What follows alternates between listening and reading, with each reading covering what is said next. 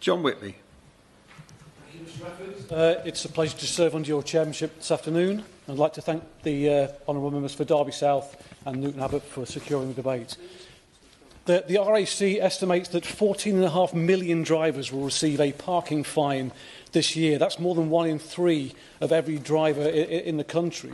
In the Derbyshire Dales, I've heard time and time again from residents that private parking companies will sometimes employ tactics akin to bullying and intimidation, many of which have been eloquently outlined by honourable members so far in the debate, in order to get them to pay unjust fines.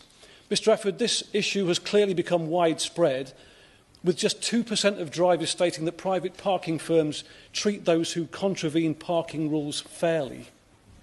I wish to share a few stories from the Derbyshire Dales that highlight the severity of the issue. Rachel Betton is a constituent of mine who was dropping off her grandchildren at a trampoline centre in Derby. I believe it's the same one that my honourable member may have mentioned earlier on. Rachel never even parked, but was charged £60 by XL Parking Services for entering the car park. Like many constituents, Rachel felt she didn't have the time or energy to appeal, so despite feeling the fine was unjust, decided to pay it.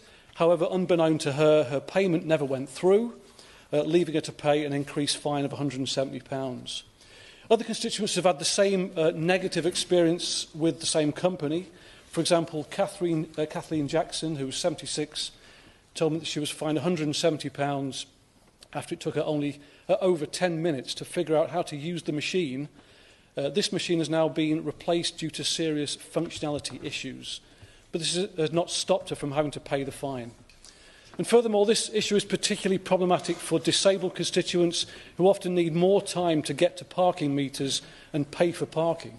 One such constituent, Claire Ashbrook, told me that these fines left her feeling particularly stressed, as she doesn't have the money to pay the fine given that she's caring for her sick daughter.